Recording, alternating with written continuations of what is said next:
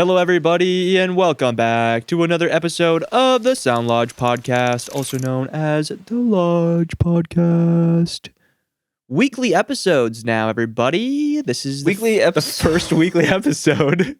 This is, and we've already done 5 takes because we are so good at podcasting. Yep. That's why.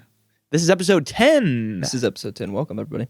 Unless I'm totally wrong about that, but I think it is episode 10. I think you're right. The last episode was 9. Yeah, and So the I one think- before that was 8. So we're sending in order.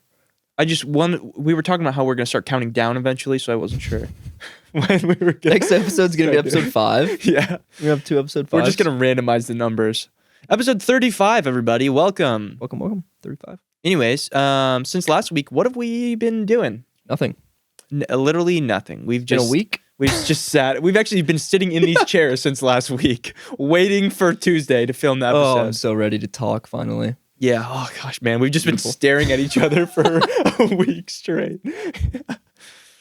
Yeah, Anyways. we're definitely going to have to get used to weekly podcasts. Yeah, it's a different vibe because usually Different vibe. we just have so many things to talk Yeah. about when we have, like a month apart from podcasting. Mhm. But when we're doing weekly, it's got to all right, we got to figure out what to talk Yeah. about, I guess. The good thing is that we have so many great questions from y'all. So Yeah. seriously, keep filling up that Discord channel with questions because the more, the merrier. Yeah, just ask a million questions if you've got them.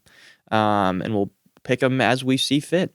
That's also, when we were doing monthly episodes, we had a bunch to talk about and we never could fully talk about them. Yeah, So I think true. that's what's nice about these weekly things. Like if something big happens, or even not something huge, but we'd really be able to dive into it and Definitely. document all that. So Yeah. yeah, episode 10.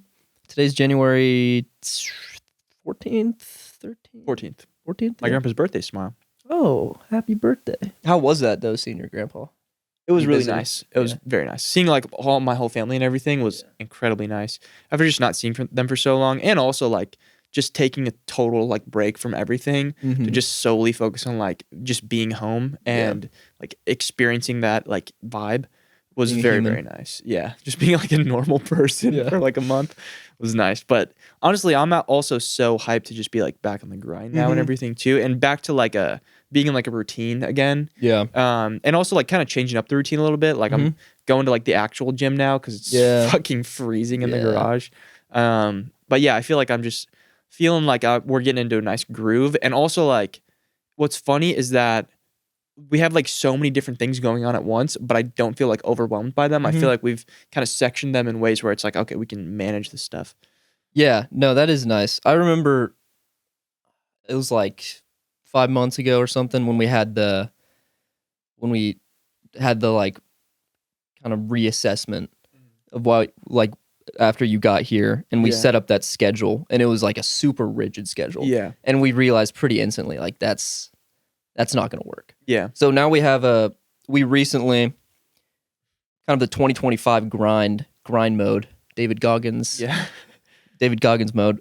We 75 hard. yeah, we're not getting up at 5:30 in the morning Yeah. because we realize that's just not the move. If you have a what was bunch it of before we were getting up at 6:30. yeah, Yeah. Pretty much 6:30 and then 6:30. we'd go for a walk. Yeah. I enjoyed that. Me too. But Sometimes I was so tired though. yeah, and that's the thing is sometimes I get inspired at night. Yeah. And if you have to wake up at 6:30 in the morning, then that just kind of hinders you. And then Yeah. I was in bed at 10 or 9, reading a Yeah. book, which I love to do, but Yeah. I felt I don't know. It's so weird because you and I are both very artistic, but we're also very grind mode. Autistic. That's such a great way to put it. Yeah. No. So combining those two is so weird. Yeah.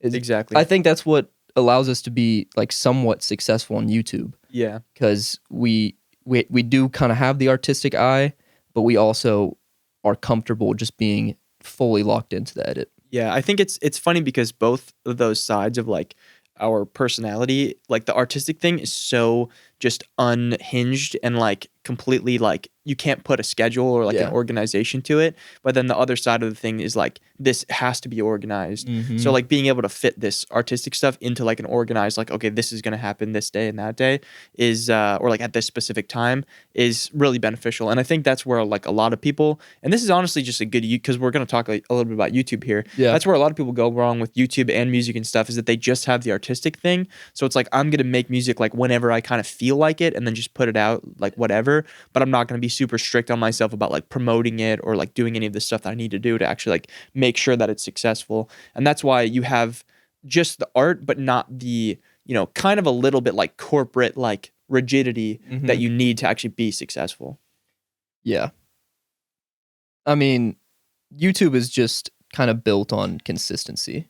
Yeah. And that's something that I'm not very good at. Yeah. You know, that's why my YouTube channel isn't doing that great right now, because I mean, my last like 3 uploads have been spursed out. That's not a word, but in like 4 months. Out. Yeah. You know, then that's just not how you're supposed to be a YouTuber. But on the flip side, I did drop like a solo album that I'm very proud of. And that's like pure art in my opinion. Exactly. So, well, like the greatest artists of all time, they weren't like, I gotta make another painting today. I gotta do another sculpture. Well, that's the thing. Is like some artists were like Picasso. He painted a painting every day. Yeah, that's true. And he was like full workaholic. Right. And then some other artists, they would paint a painting like every month. Yeah. So it's kind of it's weird. I mean, we all have different rhythms. Yeah. And I'm still trying to figure out my rhythm. Yeah, that's just the thing. Different things work differently for everybody. And the problem is, I think, that in an era of the internet and algorithms and all that kind of stuff, algorithms always kind of favor consistency. So, like, even with the whole Depop thing, like, they were saying, like, the algorithm for Depop really favors when you post every single day. And it's the same with, like, Instagram, TikTok, all their bullshit. It's like, they have to post every day, and that's when the algorithm will be like, okay, this guy is worth giving our views to. But a lot of people just don't work that way. Like, some people do, for sure, but a lot of people don't. And that's why it's kind of really hard to keep up with that when your brain just doesn't work like that. Yeah. It can also just totally take you out of the moment. Yeah. When you like know you have to post this thing. Yeah. But at the same time, that's also part of being an independent artist. Yeah. Is you also have to be your manager. Exactly. So like if you want to be an independent artist, you have to do what it takes to be an independent artist. Yeah. And like I don't follow that very well. Yeah. So unless you're going to get signed by a huge record label and they're going to take a huge percentage of the money you make, and a pretty solid portion of like, you know, the creative direction, unless you're going to go that route, you're going to have to do what it takes and be the very strict, be your own boss, essentially. Yeah. There was a really cool video I saw. Far Caspian posted like a TikTok. It was like like a long form TikTok or whatever, one of like 3-minute long ones. And he was saying how he is very much values like being like the indie, you know, artist who does all of his own stuff. But he like told his manager that he was going to have a music video for when the song drops, and like he hadn't filmed the music video, so he had to film an entire music video in one day, just like by himself. Yeah. And he was basically it was a really cool video, but it wasn't like cool by the standards of like, you know, Mr. Beast type cool, but it was cool for me to see because it was like he was talking about how like sometimes he just feels like he's like not doing enough, and it's like, holy shit, like this guy's a human like all the rest of us. But that's a really good point, because it's like you as an indie artist, independent artist, like you have to kind of just, you know, make sure that you're on your shit and like make sure that are like policing yourself to like put stuff out when you need to, you know, because if you can be an indie artist, but if you're never promoting your music or you're never like actually sticking to any sort of schedule or whatever, like you're not really going to do very well, because it's just like the atmosphere we live in. It's an attention currency based, you know, society we have. So it's like, if you can get clicks, like you're going to be successful. Yeah. I mean, you can wait for inspiration all you want. Yeah. But that's only going to get you to the desk X amount of times. Yeah, exactly. But if you sit yourself down every morning and spend 20 minutes just trying to sludge through and get into that moment, you are likely going to find some inspiration. So right. And also I think just putting your brain in a mindset of like, this is when we come up with ideas, it will like speed that process up so much. Like I notice when I sit down with a like notebook and a pen, I just come up with so many ideas. Like it just flows out of my brain. Like especially if I like sit down and come up with like ideas for like shorts, TikToks, whatever. I just will come up with like 7, 8, 9 different ideas, and it's like, wow, I wouldn't have done this just sitting like on my phone in my notes app. Something about the like tactile like thing in front of you is also really beneficial, at least for me. But like for everybody, they have a different process of like coming up with stuff, you know? Yeah. What would be like? Let's say there's some viewers, some sound lodgers. We need to figure out a name for our audience. What do y'all want to be card? What do y'all want to be card, guys? Just start speaking Sims. Yeah, let us know in the comments what you want to be. I don't know if we should ask that. There's going to be some wild names in there. The Grippers. The Grippers. We actually both have our grippers out right now. We do have our grippers only out. on Patreon. Yeah, there's a wider angle shot on Patreon. Yeah. There's actually on Patreon we have a foot cam. Yeah. just a HD webcam that just pointed at our feet, twinkling our toes down there. What was I saying? Yeah, so let's say there's someone out there that wants to get into YouTube, which, dude, everyone's always saying it's too late to get on YouTube. Yeah. But I think like now's the time to get on it. Yeah, like it's always been the time. Yeah, I feel like. It's always been the time. So get on YouTube. If you want to post YouTube videos, post the videos, man. Yeah. Like, whenever I think of how to tell somebody who wants to get into something that I'm experienced in, whether it's music or YouTube videos, I always look back on like my first videos, right, and think, okay, they're gonna start posting these videos because, I mean, unless you're already very experienced in filming and editing, then it's going to take some time to get good at it. So you first need to understand that these aren't going to be the best videos. Yeah.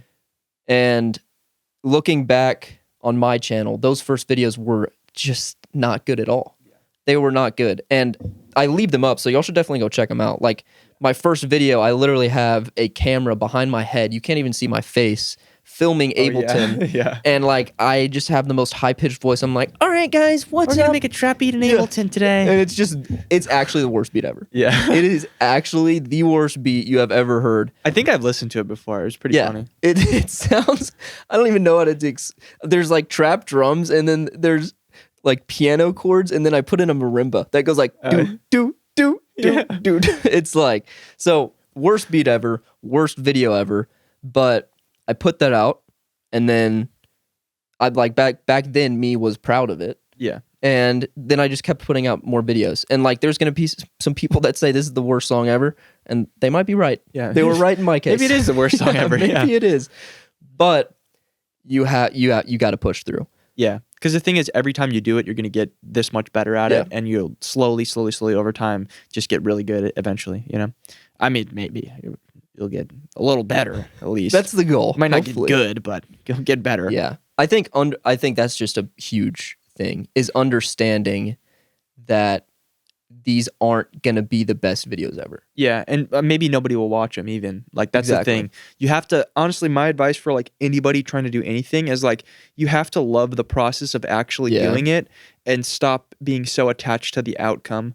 I think that's what people get so wrong about YouTube in general, because all the time I see so many people who are like, YouTube, well, I'm going to drop my first video at 100 subscribers, or like, I'm going to start my YouTube channel soon. And then they just will do one video and then nothing ever again. And it's like, you're doing it because you like think you're going to have some sort of like, you watch some like, these are the top 10 best side hustles, and YouTube is like on that list or whatever. And they do it not because they actually love it, but because they think that there's going to be some sort of outcome, whether it's like, I'm going to get X amount of subscribers or views or whatever. And it's just, it has to be a thing that you enjoy doing, because that's the only way that you're going to ensure longevity in whatever you do, whether it be YouTube or music or gardening or whatever the hell it might be, you know? Yeah. If you love to do it, you're going to keep doing it. Totally. I mean, I made my videos because I remember I learned music production through YouTube. And watching those videos just got me so excited. Yeah. And then at one point I realized, I can, like, well, what's stopping? I mean, I'm not the best producer. Yeah. I thought I was way better than I was. I was like, I'm not the best, but I'm pretty good. Yeah. So then I thought, why don't I just like add to like give back. That wasn't my thought. Wasn't I'm giving back to YouTube, but I'm gonna be doing such a service to the community with this, man. That's not what I'm trying to say. But it was like, oh, I was just inspired to make that kind of video because I love those videos. So I think figuring out what's that version for you. Right. You know, do you love YouTube music production tutorials? Yeah. Then get into that. Or do you love watching relatable content of like other indie artists who are struggling or thriving, and you love watching their progress? Okay, if you're inspired by that, now's the time to start documenting. Yeah. I think that's the really cool thing about YouTube too, is like post now, because if in 5 years you are going to be successful in YouTube, wouldn't it be nice to start documenting right now when you just have no clue where you are, when you have 0 followers? Yeah. So like, and even if you don't become successful, it's cool to just be like, hey, this is what I was doing 5 years ago. It's cool to have this on the internet, you know? I think, well, also like, same with my first like music tutorials, I was literally the first one that I made, I was doing just random content, completely random, just because I love to make videos. And I was doing like random like lemon juice shot challenge, and like I was doing just, you know, stupid skits and like all that kind of random stuff. And I just so happened at the time to like pick up making beats as like a hobby, and I saw a bunch of tutorials, and I was like, dude, I could totally make a tutorial. And I knew that I was trash. Like I think I made that tutorial probably within the first like week or two of actually making beats. That's crazy. And I didn't do it because I was like, I'm gonna like teach everybody so many like incredible things because I'm so good. It was like I just took the information that was like really not very plentiful out there, and I simplified it down into a way that I liked to be like to learn it and to understand it. And then I just distributed the information that way. And I wasn't even expecting like any like, that wasn't like, okay, now this is gonna be my thing, because I went right back to making other videos anyway. So it was just a random like boom tutorial and then like 15 other random videos.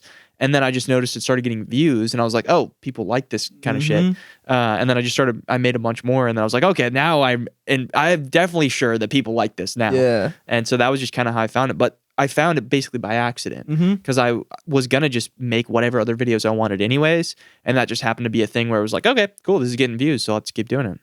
Yeah, I mean, just experiment. Yeah. I was the same way. I used to make trick shot videos. Yeah. And then I would make piano cover videos. Yeah. And I also made stop motion Lego videos. I never posted those on YouTube though, but I did post the trick shot videos in the YouTube videos. Yeah. They didn't get any views at all, and I'm actually super sad because I deleted those videos. Oh yeah, which would be cool to have. I didn't know like unlisting was a thing. So like when I posted that tutorial, I didn't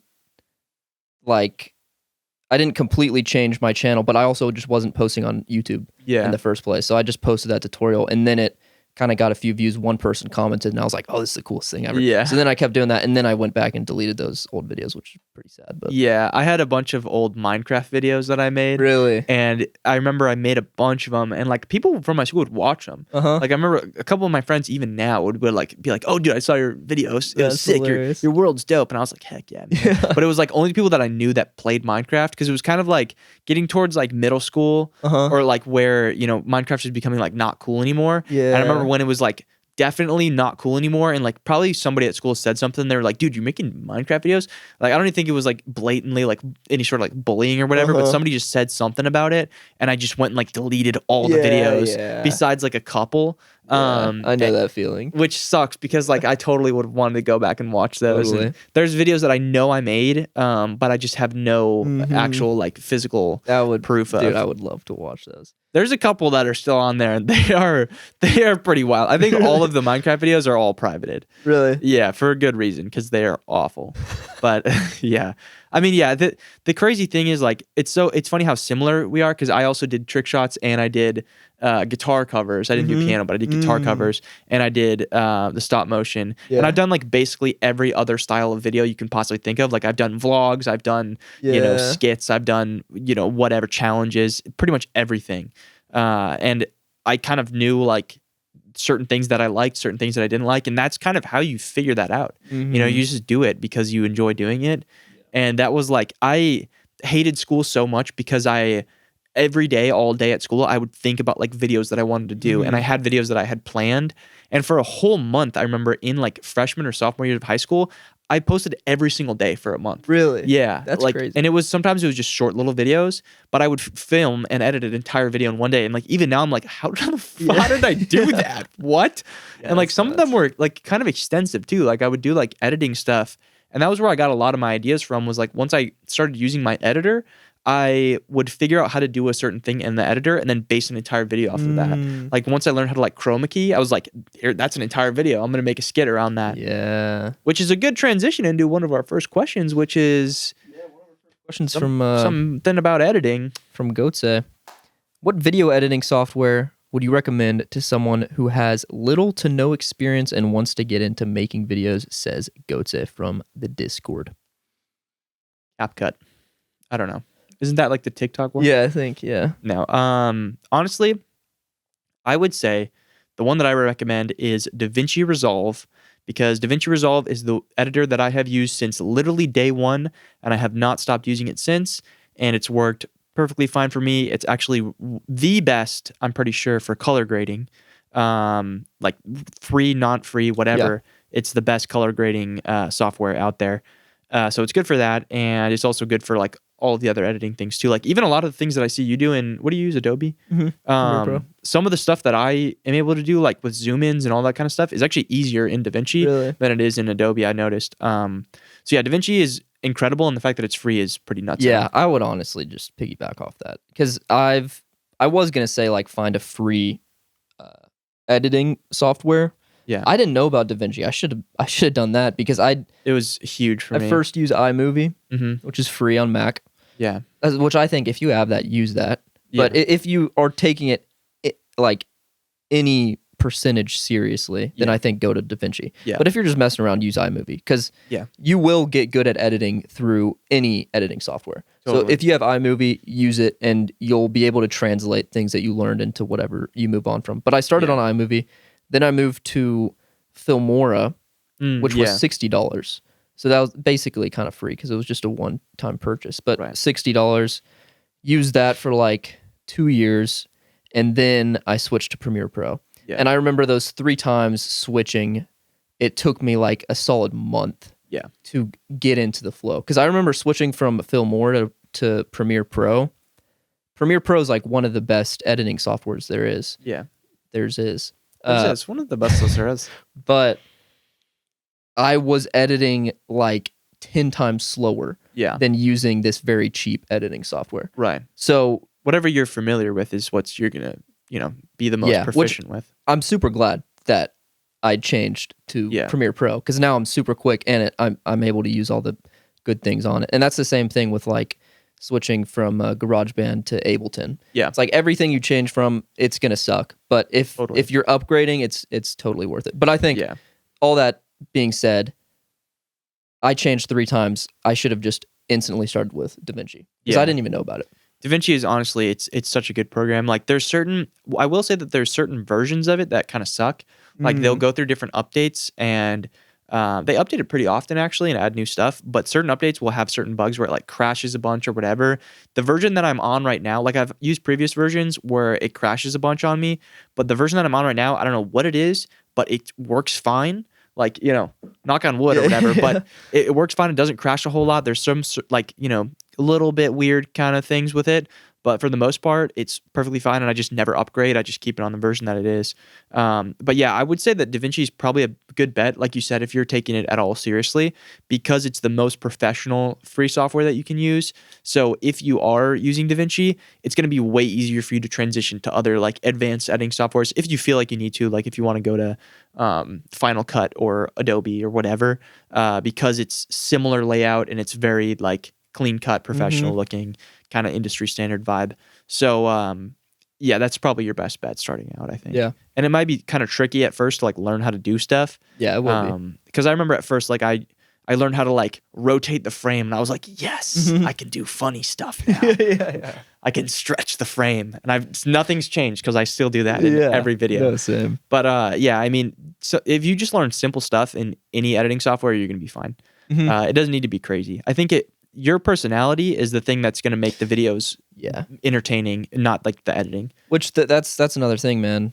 Let's just move on. The getting comfortable on camera. That's a huge thing. And that's something you can't like learn. It's something you just have to do. Yeah, and like even somebody who has a really good personality and is like a funny guy, fun to hang out with. Yeah. Like right when the camera turns on, they're not gonna be able to channel that because it takes time to get comfortable with the camera. And dude, that's why I hate watching my old videos because I'm like so cringe. Yeah. And it's just that you just gotta accept it. Yeah. You know? I remember probably like 3 or 4 years ago is when I really started to get like comfortable in front of the camera to where like I could flip it on and like I just feel like natural. But like before that, it would just be like I would flip on the camera and like I felt natural too. But watching it, you can just see how weird it looks. Yeah. And also even like over time, when the videos where I thought I was like very comfortable on camera, I watch and I'm like, it's just a little off. Like it feels natural, but like just not the way that it is now. Because now it's like I talk to a camera better than I talk to most people. That is so true, dude. Yeah, I'm like using full sentences with a camera, and then a girl walks up, and I'm just yeah. Hello, how are you? Start speaking like Klingon. Yeah. No, that's I think another thing to keep in mind is like you definitely over analyze yourself. Yeah. Cuz like a random person watching my old videos might be like, okay, you know, this person's not super comfortable in the camera, but it's not going to make them click off the video. Yeah. So understand that. Like just start dropping the videos. It's going to take time to get used to the camera. Also, another funny thing is like you and I still totally do this where you click the thing and you try to say a sentence and you mess up and you have to say it again. It's like, I feel like we'll be doing that forever because I hear YouTubers who've been doing it for 10 plus years still do that. And sometimes they keep it in the cut. So like, what's up? Yeah, I've seen that. What's up, guys? And it's like, how did you not notice that? But I think that's also another thing with YouTube is because I remember I didn't used to do that. I was gonna say, I think it's only something that when you get better at, you start doing that because you start getting so like over analyzing and like so like critical of what you do. Yeah, that you're like, this has to have the right inflection when I say it.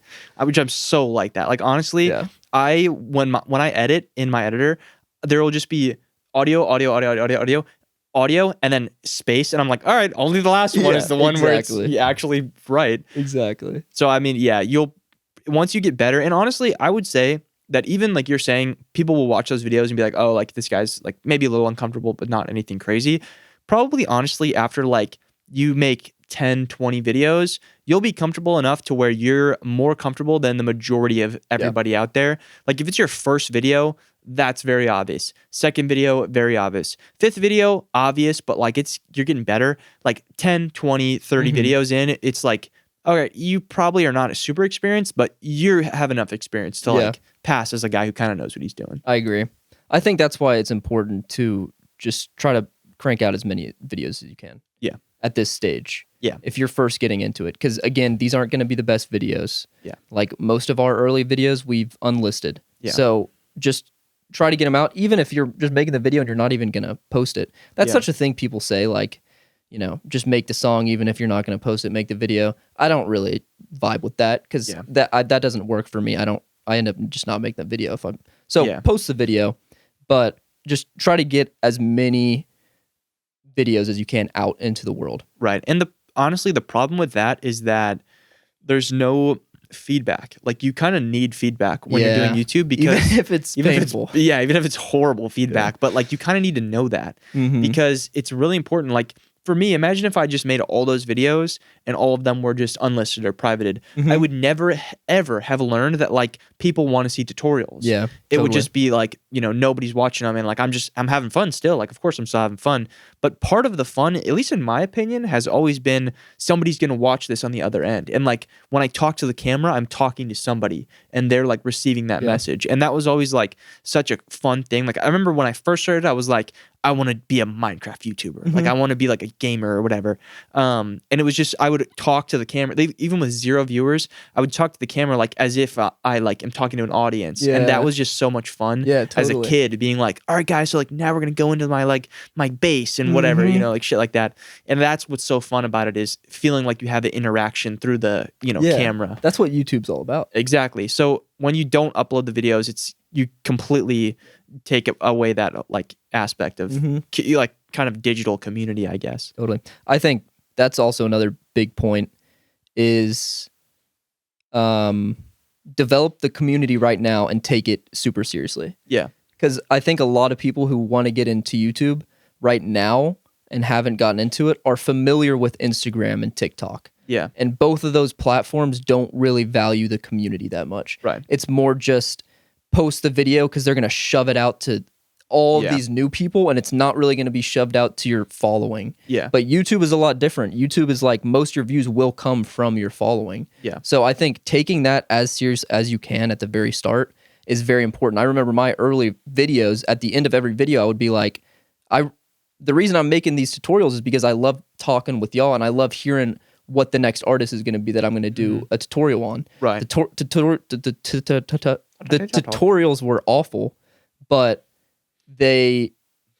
I was just so passionate about making them. Yeah. Because I loved at the start of every video being like, all right, guys, we got a comment on the last video from Marcus847, and he says how to make a little peep type beat. Yeah. And that's what we're going to be doing. And then the whole time I'm making the video, I'm like thinking of Marcus. Yeah. I'm like, hopefully Marcus likes this tutorial. Yeah. Hopefully Marcus will like me. Yeah. Yeah. Hopefully I'll be accepted. Yeah. But honestly, that's also just an immaculate way to actually know what videos are going to perform well too. Yeah. When you have, that's honestly for a while, I was kind of making whatever tutorials I just felt like making.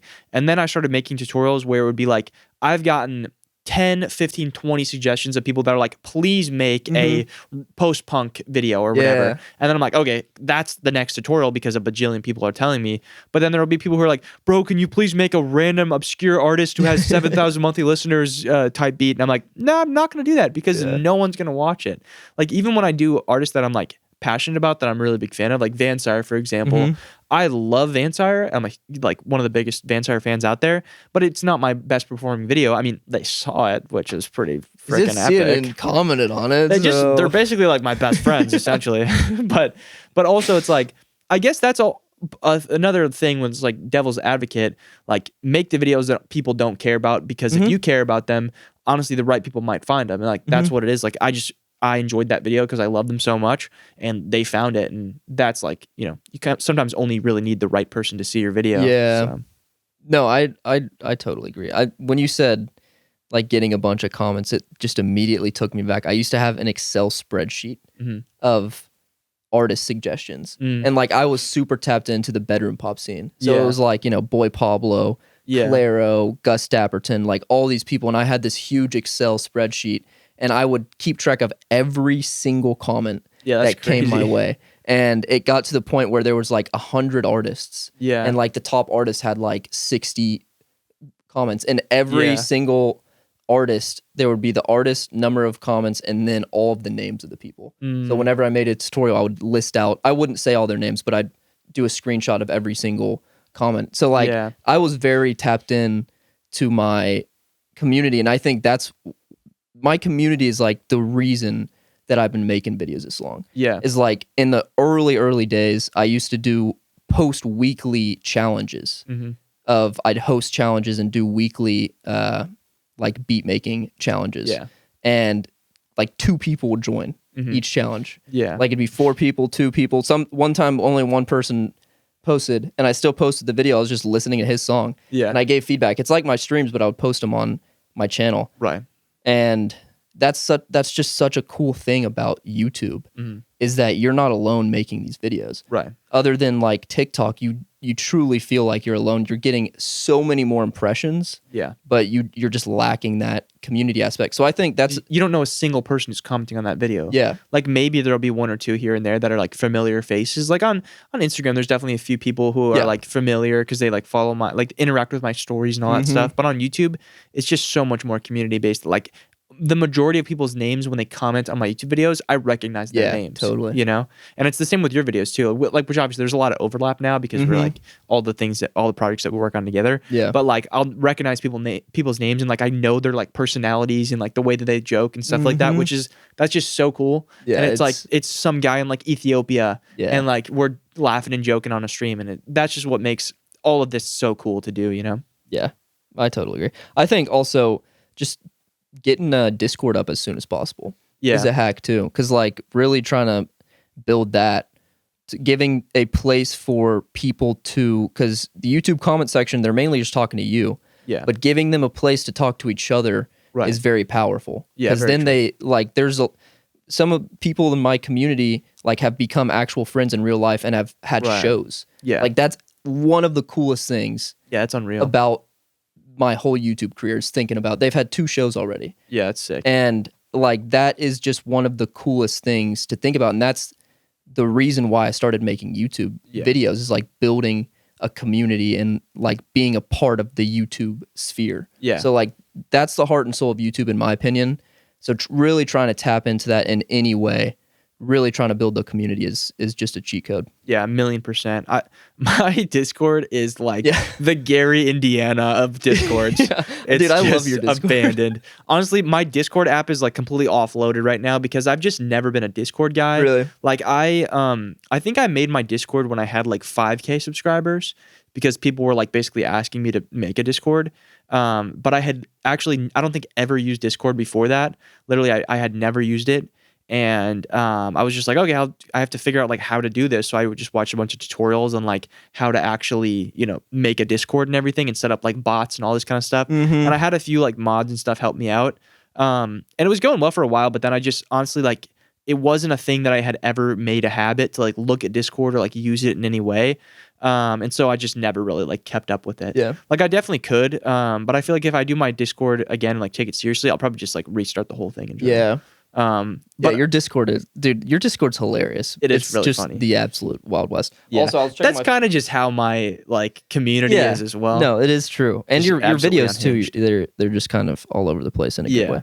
But checking my phone because streams, we should mention those as well. Streams can help. Yeah. They're not a huge thing, but I'm more talking to y'all. Y'all should start joining the streams. You should. Every Tuesday streaming on my channel, every Thursday streaming on Felix's channel. Great way to hang out. For us to listen to your music and all that. So I need to work, push the... I was also going to ask, what is one thing that kind of throws you off from a video, from like a new creator? Is there anything that you kind of recognize? I mean, I can just start. I think audio is very overlooked. You're a big audio guy though. I'm a huge audio guy, but I'm just thinking this could be just me. This could just be me. But I think when I think of like people making, especially music related content, like having them make a tutorial and the fan noise is just so loud and I can't even really hear them and it's drowning out all the music they're making. Yeah. I think that could easily be remedied by just throwing on a denoiser, like a free AI denoiser. Yeah. I think it's important to a point where like if it's really bad, it's definitely going to turn me off from the video. But if it's to a point where it's like, this is not really that big of a deal. Like if it's not the most professional sounding audio ever, I don't really care that much. Yeah. If there's a little bit of noise, I'm not like going to go crazy about it. Like honestly, I think the majority of the videos that I did to like actually get any sort of success on YouTube, I just filmed directly from the camera microphone, just not even like the extended one, just straight out of the camera. And there was like noise and stuff like that, but my voice was louder than the fan noise and like it was like put together well. So I think it kind of plateaus where it's like, I'm going to care up until like here and then I'm not really going to care anymore. No, I agree. I'm more saying in the extreme cases. I think because I do see a lot of beginner tutorials out there because a lot of people in my Discord send them through. So I watch them and most of the time the audio is pretty bad. And it's like Xbox headset microphone. Yeah, I mean it doesn't even have to be I'm not even saying it has to be a nice microphone. It's just like sometimes just the voice is coming out of the left ear. Yeah. And then like just the DAW is coming out of the right ear. Right. And then a lot of times like the noise is just so loud that I can't even really hear what the person is saying. So I think taking that, you don't have to take it super seriously, but just when you're recording a video, like make sure that your voice audio is being recorded in a different source than your DAW. Yeah. Just so if you need to and the fan noise is super loud, you can hop in and throw in like a denoising effect, for free. Yeah, I think just make sure that it's something that you would actually listen to. Yeah. I think that's honestly one of the best lenses to look at things through when you're creating is like, is this something that I would even consume myself? And if it is, and like unbiased, not just because it's you in the video, but like if you show it to somebody who like a super hypercritical friend and they're like, this sucks, I'm not watching it. It's like, it probably sucks and probably nobody's going to watch it. If you yourself don't even want to watch it, a lot of other people aren't either. So yeah, I agree. I think for me, one of the things that kind of really turns me off, which this might just be a me thing, but when I see like new YouTubers who try to do like the Mr. Beast like attention farming thing is so cringe to me because it's so obvious that they're doing it, and they're doing it in a way where it is obvious. Like Mr. Beast does it in a way where it's not obvious, where it's like a subconscious thing, and that's what makes it so effective. But when you do it and it's like, here's an explosion and here's 30 jump cuts and here's like, you know, all this text on the screen, it's just so distracting, and honestly not even distracting, it's just like just cringe. Like it's just so fake to me.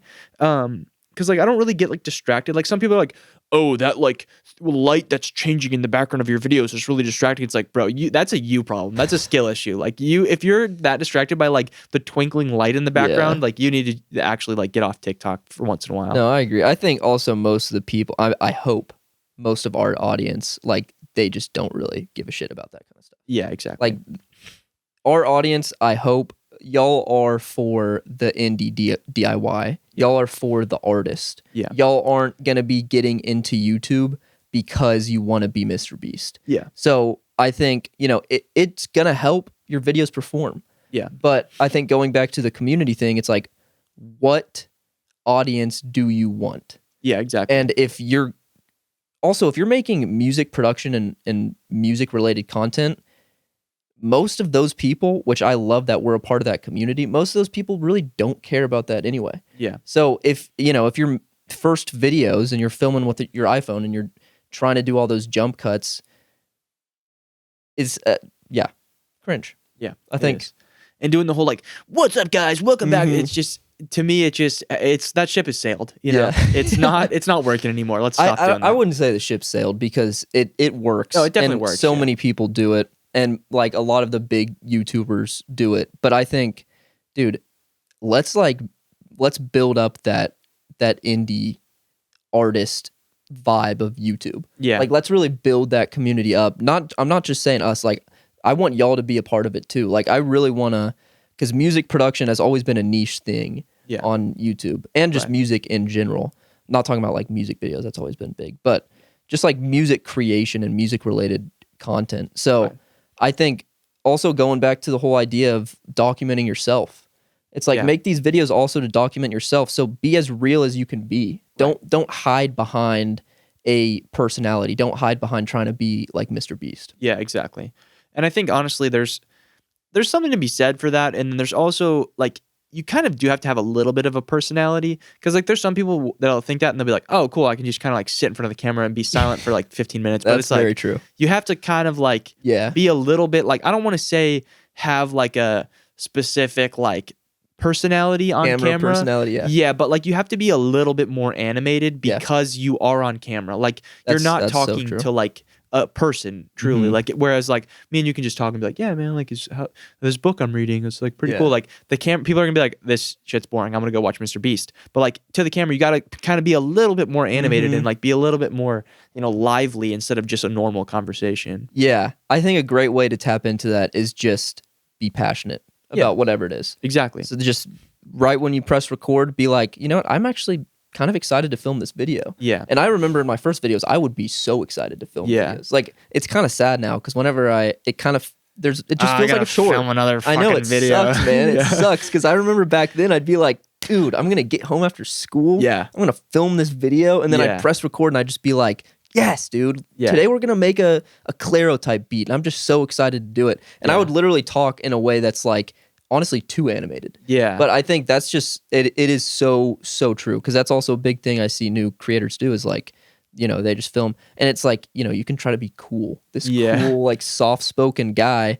Yeah, they got the mic and they're like, hey, yeah, what's up guys? We're gonna make another trap beat in FL studio. Yeah, see that I'm clicking off that. Yeah, exactly. But there's a scale, because I also don't want What's up, guys? Today we're gonna make another trap beat in FL Studio. Yeah. You got to find a nice middle ground, I think. Oh man, this beat didn't turn out too good, so here's a card getting exploded. Yeah, I'm gonna blow up my house now.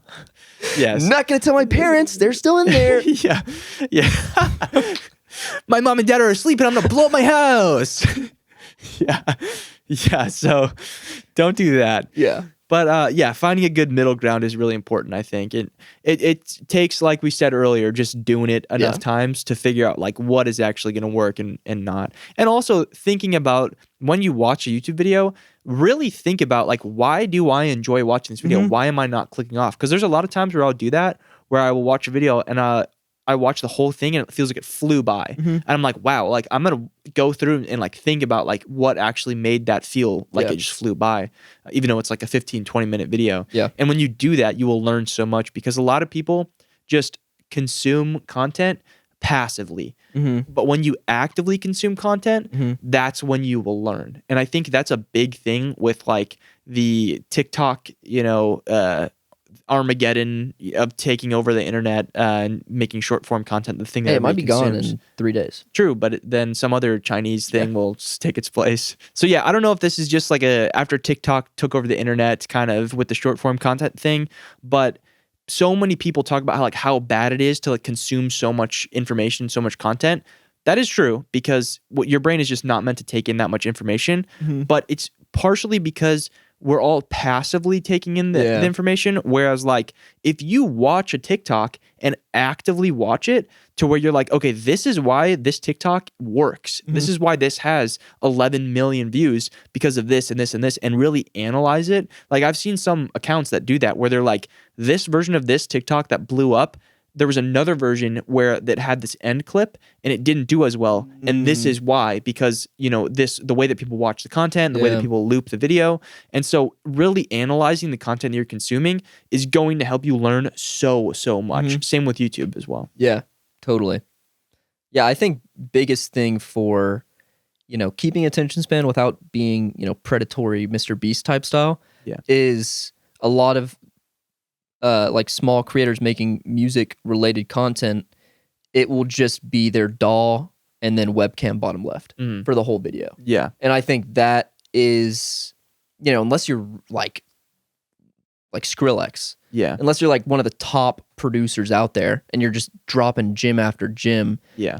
People are most likely going to skip through the video. Yeah, exactly. And I think, you don't have to be Mr. Beast doing like literally every 0.5 seconds doing a hard cut, but just changing up angles. And it could even be just keep the webcam where it is, but just cut the DAW in, like zoom into different segments. Just doing that's huge. That is huge. Just doing zoom ins in the DAW to like where your cursor is or where you're adding something is instantly gonna like subconsciously tell the audience that, okay, this is a good video. This is going to keep my attention. Right. It's not just going to be the same thing over and over again. Yeah, exactly. It's like this guy actually knows what he's doing. I think honestly, one thing that I just thought of that is a good analogy is like when I used to watch like gaming YouTubers, like Fortnite YouTubers and shit like that. The rule that I always would notice is that like you can either be really good at the game or you can be mediocre at the game, but really, really funny and have a great personality. Yep. And it's kind of the case here where it's like you can either be really, really good at making music and not very good at making videos, or you can be like okay at making music and make pretty decent videos. And either one of those is going to work for you, But like you have to kind of like have a balance or be really good at one thing. Yeah, totally. Yeah, guys. Hopefully this is all helping you out. We had another question from Circahadi. He says, what inspires you to keep going and stay consistent? What would you say? What inspires you to keep going and stay consistent? What inspires you to keep making music? I just love it. Yeah. Honestly. I mean, that's like, I hate being that guy. Yeah. Just for the journey. Yeah. But like, dude, I can't not do it. Yeah. I think if you don't love it that much, you could always fall in love with it by giving it a shot. Right. But I think, you'll know that this is really all I can do. Yeah. It's like we both dropped out of college for this. It's like, yeah. That's, yeah. I think it takes a level of being like you said, I can't imagine myself doing anything else because I'm so obsessed with this. Like, it takes a level of not just love and passion, but like obsession. Yeah, like I've had relationships ruined. Yeah. Because of my obsession with like music and YouTube. Yeah, exactly. Which is not recommended. No. And also even like it can ruin your relationship with yourself as well. Totally. Like there was definitely periods of time where like I would literally just, get home late at night at like, I don't know, like 10 or 11 or whatever, work until like 5 a.m. because that was just all I wanted to do. And I was like, I have to put this video out. I have to put this video out. And it was just because I'm so obsessed with, this thing that we do. But I think also this is just another point in general of like life that like there's some things that you just can't learn unless you have aged and gotten older. Yeah. And like as you get older, you just develop like, okay, I've had the life experience to be able to like teach me this thing and that thing. And I feel like just as you get older, you develop a better routine, you develop a more healthy relationship with like those things that you are obsessed with. Yeah. But to be able to do kind of what we've done, you have to be literally obsessed with it. I mean, I'm so grateful for exactly like you said. Like I remember when I was really cranking out the YouTube videos, like eating dinner after a full day of editing the video and getting back into the edit and thinking to myself, okay, I only have 1 hour. I need to drop this tomorrow.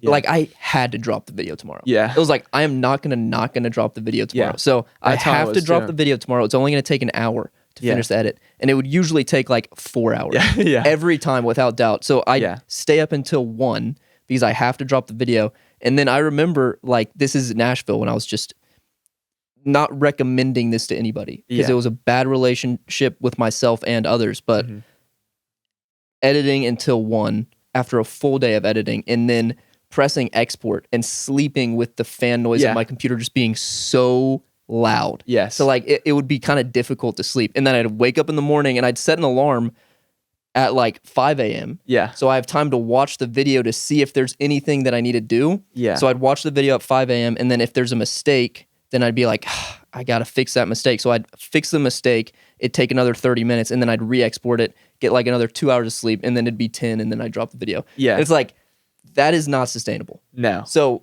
that's how you burn out. That is how you burn out. And I have burned out. So yeah, totally. I think, I'm still very thankful for that chapter because it's given me perspective. Like I have a much better relationship with YouTube and music and stuff. I mean, I even got a part-time job. Like I've done the thing that I told myself I would never do because I'm so, YouTube passionate. Right. But I've realized that it was actually getting in the way of the art that I was making, which I value art more than YouTube when it really comes down to it. So I think, I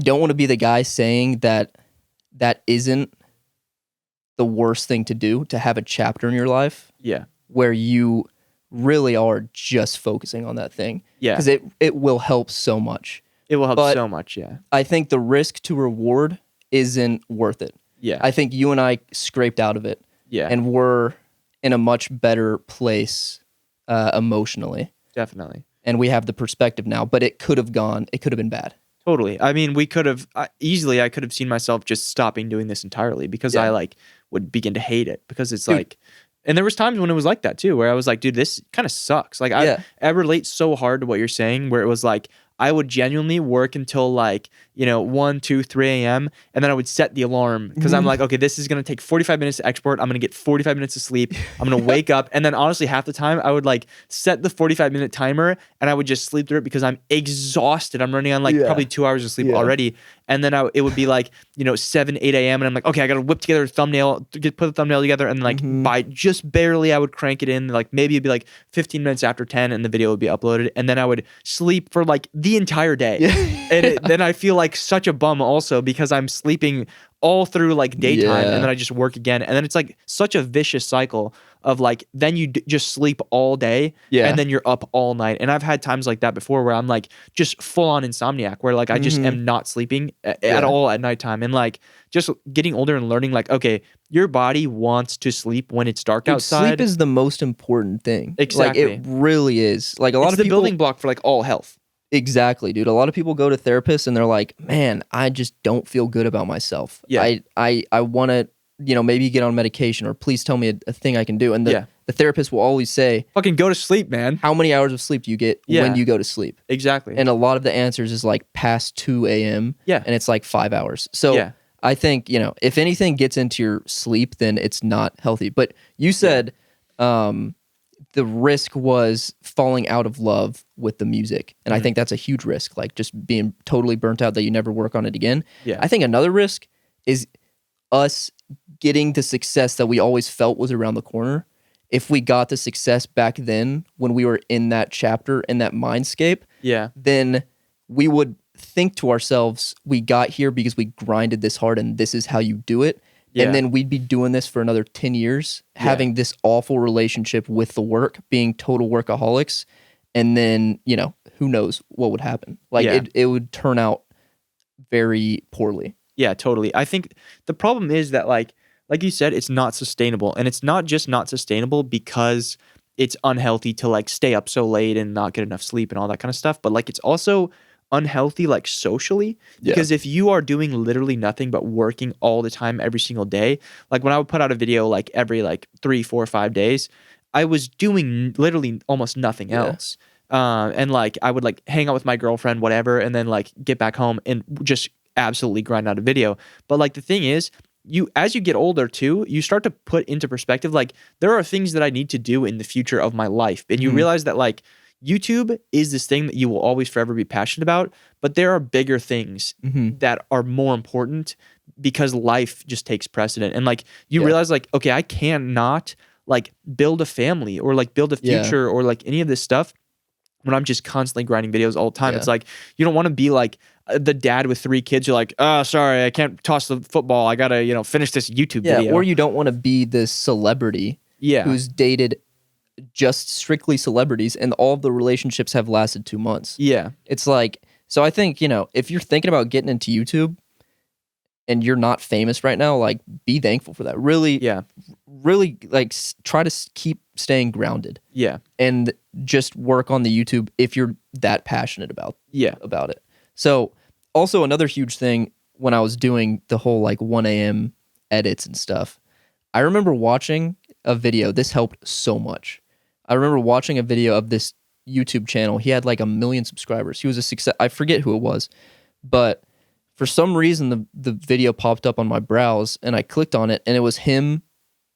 It felt like he was talking to me, and he was saying literally what we just said.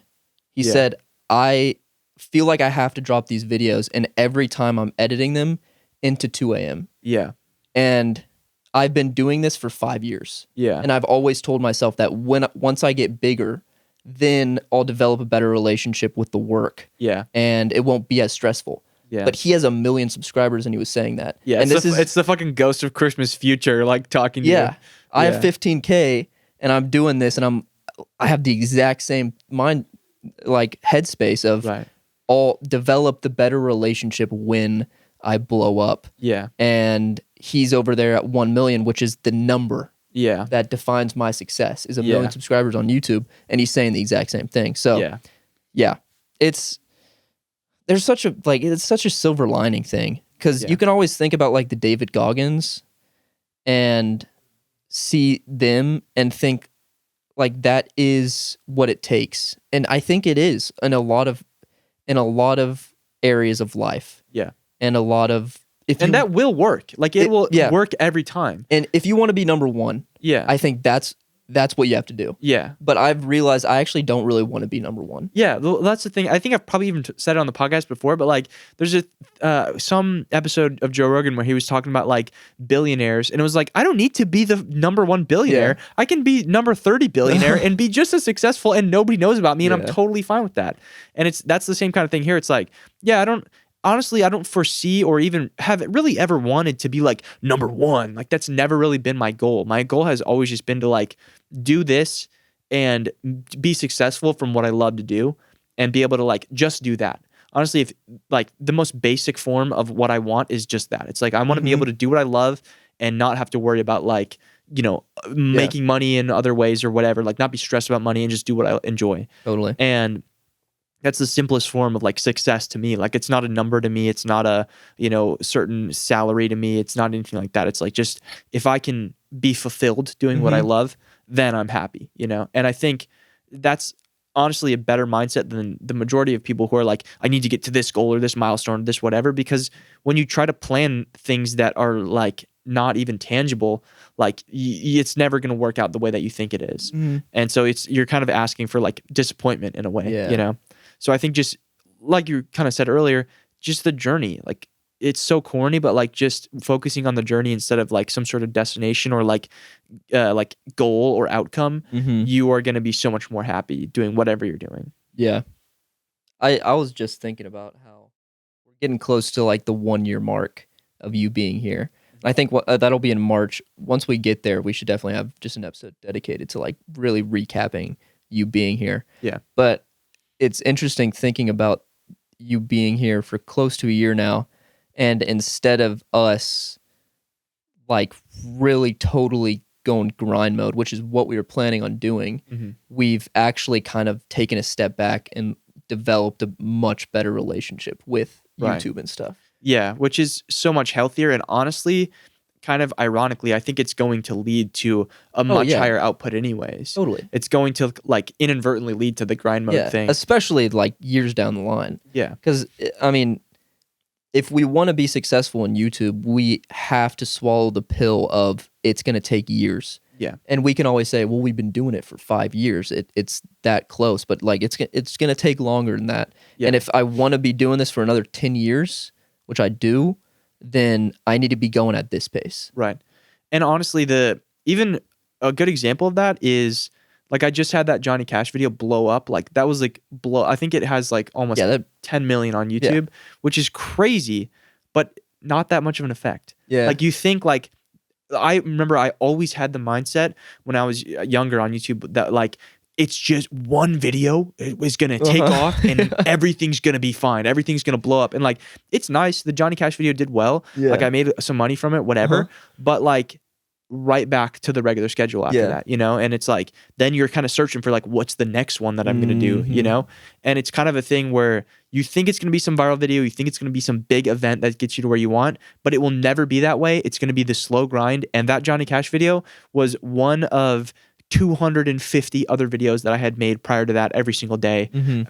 That if I didn't do that and I didn't learn each and every time, I wouldn't have had that video do so well. And it's the same thing with any other video that does well. It's the culmination of everything that you've done over years that's going to get you to a successful video or get you success. It's, you know, it's a steady, slow climb over time. And that's the best way to do it. Because if you do like any of the internet sensations that blow up for like a week and then they just fade away, you don't want that, you know, like that's not success that you want. It's also, that's an overwhelming amount of success too, because like I had one person recognize me like when I was out and I was like, this is the coolest thing ever. But then when you're like the fucking Hawk Tua girl and like you can't even go in public without people like bombarding you, you don't want that.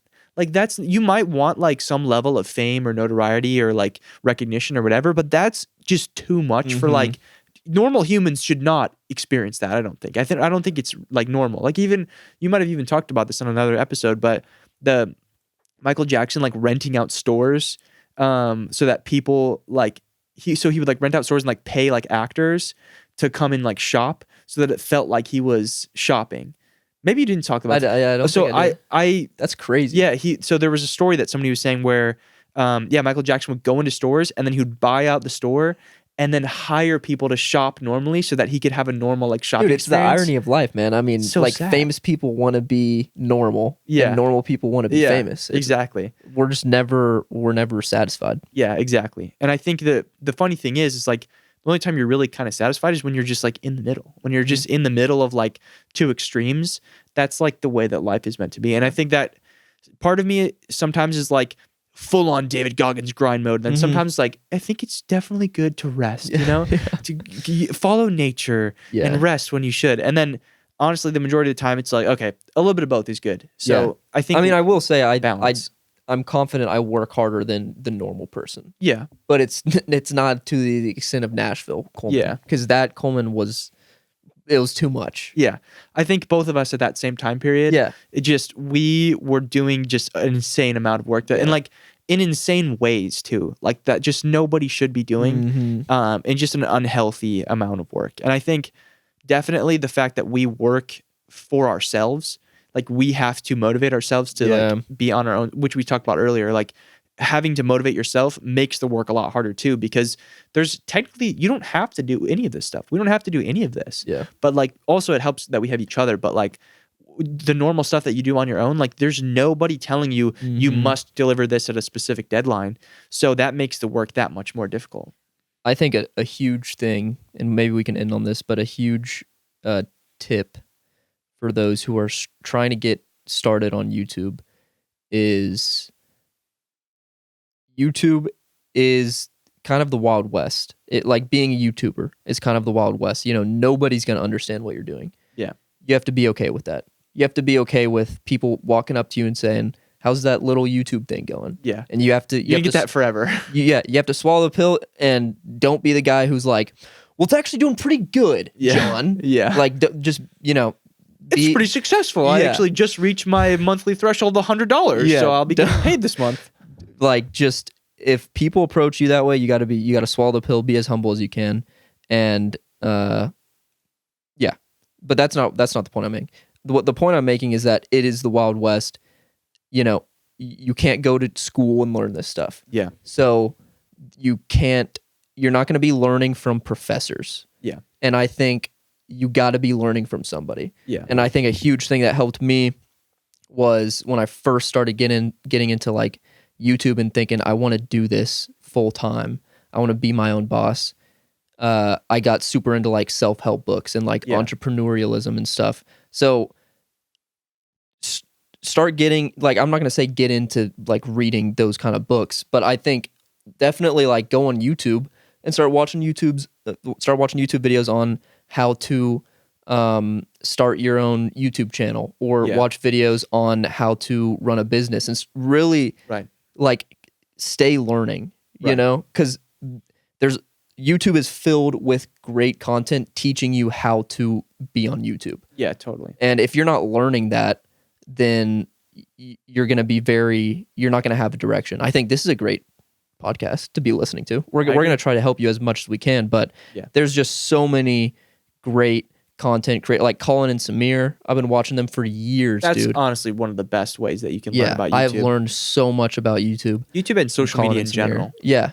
And then also like Rob Scallon and Andrew Huang, like they're the godfathers of music YouTube. Yeah. And like even if you don't really like their content that much, they're very successful at what they do and you can totally learn from them. Yeah, like if you're trying to do music related stuff, just watch all of the music YouTubers that are out there. Like, I mean, Kyle Beats, you know, whoever, just watch somebody that's in your like niche or whatever. I hate that kind of thing because like it kind of boxes people into certain genres. No, it totally does. And like, I don't know, I'm not super big on the whole niche thing. It's kind of just like, well, a really good point that I've seen a couple people that I follow make is that like you are the niche. Like your brand, like your personality is your brand. And that's so like cool, nobody has your personality. That's a niche in of itself, you know? And I think that's a good way to look at it. But yeah, I think just be inspired by everybody that you see. And also, like I talked about earlier, also really analyze the content that you like and figure out why you like it. And that's going to help you make better content as well, you know? Yeah. No, I agree, man. It's going to be a fun journey. And I think for you, we're looking at you, man, or girl. Yeah. You man or girl. Man or girl. Man or girl. No in between. Full grown man or little girl. Yeah, we're looking at you, but we're talking to you. You got to start right now. Yeah. Start as soon as possible and do it as much as possible. We're going to create a self-promo channel in the Sound Lodge Discord, and we want y'all to, every video you make on YouTube, send it through there. Because I want to start watching what they're going to make. Yeah, I'm curious to see. We'll try to give you tips and tricks and teasers and tweezers and all that jazz. We'll give you some tweezers. Yeah. Okay, so as y'all know, guys, we ask you a question at the end of every episode, and our question for the last episode was does taking breaks from music help inspire you or lead to creative block? And this was pretty wild. Most people, 6-1, said taking breaks throw their rhythm off. Wow. So taking breaks don't inspire them. That's very interesting. I would have to disagree, I think. Because that's how I get out of creative block. Yeah. Like if I'm feeling creative block, I always am like, I can't force myself to create right now. It's just, you kind of sometimes have to listen to your body and be like, my brain and my mind is not fucking with it right now, and I just need to chill.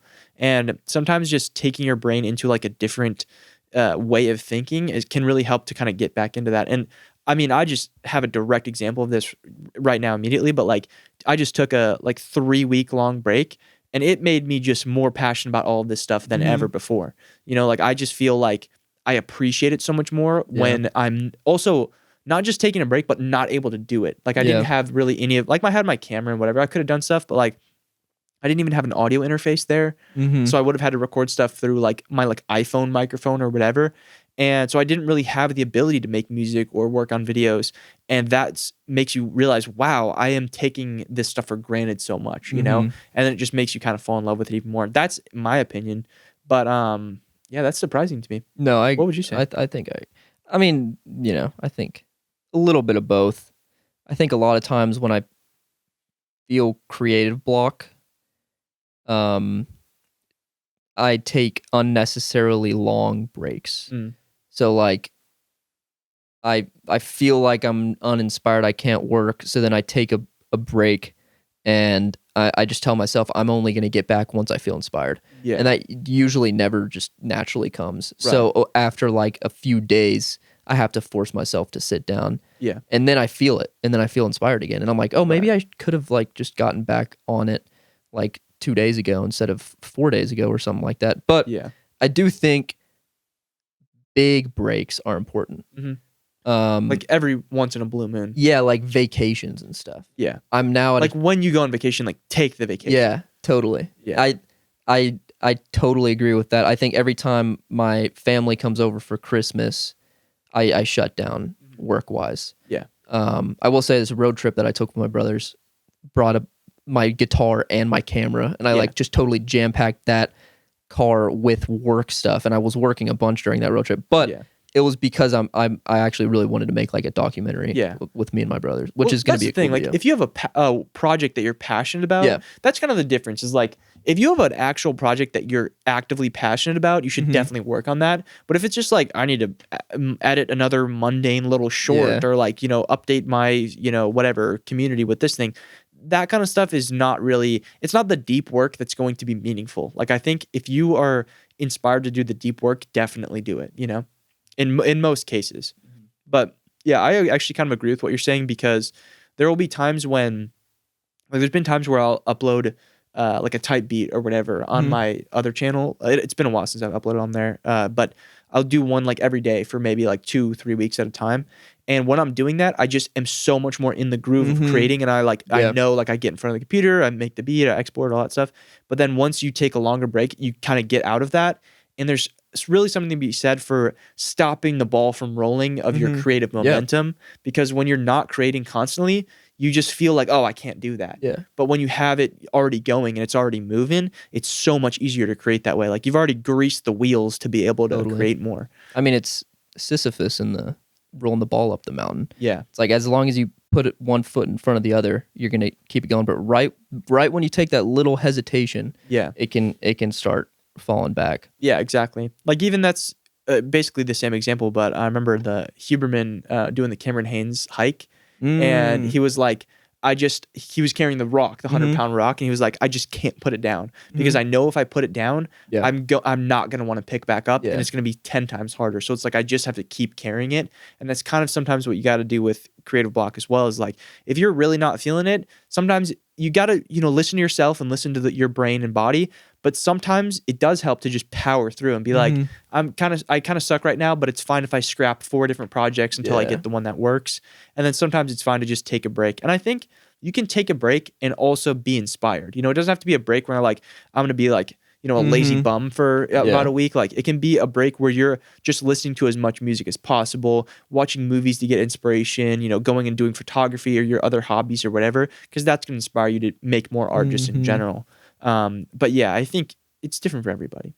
Yeah, I mean, that's what I was going to say. Like, long story short, nobody knows. Yeah. And try everything. Yeah. That's the thing with like, the whole, I've kind of fallen off the reading like a bunch of self-help books and reading books about like being your own like, stoicism and like all that stuff, because everybody has a different opinion. Yeah. It's like even 2 books about the exact same things. Yeah. It's like they're saying the complete opposite. Yeah. And they're saying it in a way where like this is the way. Yeah, exactly. And the thing is that we're all so different. We're all so alike, but we're also so different. Right. And everything you watch and everything you read and everything you learn, especially when they're saying that they know the answer, it's like take what they're saying with a grain of salt, because you are your completely own person. I think especially if you're young, start working on the YouTube stuff, man. It's going to be fun. It's going to be challenging sometimes. It's going to be exciting sometimes. Yeah. And you're going to find things that work and you're going to find things that don't work. Yeah. And maybe none of the things that we've said in this video are going to work for you. Exactly. But maybe one thing might work for you. So like try everything we said, try anything anybody else says, but don't think that, oh, this person said this is how I do it. It's not working for me. Maybe this isn't my thing. Yeah, exactly. Because there's, a million different ways to skin a cat. You have to try every different way before you figure out what works for you. And because you're not the same person as me and Coleman aren't the same person, and everybody's different. So, try it all. This was a great episode, man. It was a good episode. It really was. I really hope this does good for, and that'll wrap it up. Thanks for watching, everybody. That's how big a pip up. This is like a YouTube masterclass. Yeah. Yes, we speak Sims at the end. Yeah. We should just sell this to Patreon. Yeah, let's put it up for like $500. Yeah, let's just make a bunch of money off of this. Yeah, let's content farm and just make a bunch of money. Wait, let me say that again so we can clip it. Yeah, clip that. Yeah, no, I think this is definitely a helpful episode. Yeah. Like the thing is, if I had a YouTuber that I watch frequently or like, I was inspired by and I heard them like saying all this stuff, I'd be like, yes, it's awesome. Like I needed that, And so I definitely, with every piece of content that I make, I try to think about, would this help my younger self? And I think this video would definitely help. I agree. And I think it was a good one because we were able to kind of dive into some like life topics too, totally. Being like, hey guys, we went through this like, grinding 24/7 constantly, and like it's not the way. But like honestly, it's like if that's you kind of do have to go through that to realize it's not the way sometimes. Hopefully not to the extent that we did, but yeah. But it's all part of life, man. All this stuff we're doing, it's all life, and it's easy to think that it's just content creation, like happy, fun, la la la. But there's a lot of life involved, and I think the majority of it is life, and everything is kind of a reflection of life in general. Yeah, totally. So yeah. Figure it out as you go along. Also, congrats on 10 episodes of the podcast. Yeah. It's pretty cool. This is a really fitting 10th episode. I like it a lot. It is, yeah. I think it's kind of a full circle thing, talking about like how we started YouTube and everything. And it's funny because this is like a whole separate channel that we've... Yeah. Because you were saying like your first couple videos are not going to be good unless you have like experience. And like we started this channel with experience, both of our combined experience on YouTube. So it's... I'm excited for kind of what this channel is going to become and what Sound Lodge is going to become. And it's interesting, like Sound Lodge has gone in a different direction than I had anticipated originally. But honestly, I love that it's just kind of taken on a life of its own and it's just its own little thing now. And I love doing these episodes. Like the podcast is so much fun. I love the podcast. I love the merch. I love how we're taking the merch seriously. Yeah. I also, for those who are watching, y'all are like, day one supporters. Yeah. So totally. I want to say, this was more of a question, but we both made designs for merch, and this is my design. I'm really curious as to what you would want to see this on, because I've already gone on Printful and I've made a few mock-ups I haven't even showed you. Yeah. But let me know like what kind of shirt, what kind of sweater, what kind of thing. And then Felix, once he's done, he'll what do you want to see this design on? I think we should do that every time we make these. Is like ask them. Yeah. Because there's a lot of different things we can make. Yeah, I'm curious what clothing item and what color of clothing item you want to see it on too is interesting. Totally. Yeah, guys, y'all are the best. So our question for you in this video, because that's what we do at the end of these episodes, is we ask you guys a question and you answer them in the comments below or on the Sound Lodge Discord. And our question for you today is, do you watch more of music tutorial videos or music creation videos, like people just making songs or beats or things of that nature? So what do you prefer, tutorials or just song making videos? Let us know in the comments below and elsewhere, Discord. Other than that, I think that's pretty much going to wrap up this episode here today, episode number 10. Go check out the merch because it's available once more on our website, soundlodge.net. Check it out. We also have sound packs and other things on there available for you. Go check it out. It's a great website. Use the code New Year New Me 2025. That's going to have a few more days left on it. Yes, New Year New Me 2025. Everything on the stores 25% off. That's a big discount. Now's the time to do it, guys. Take advantage. Next time. Yeah. Thank you for watching.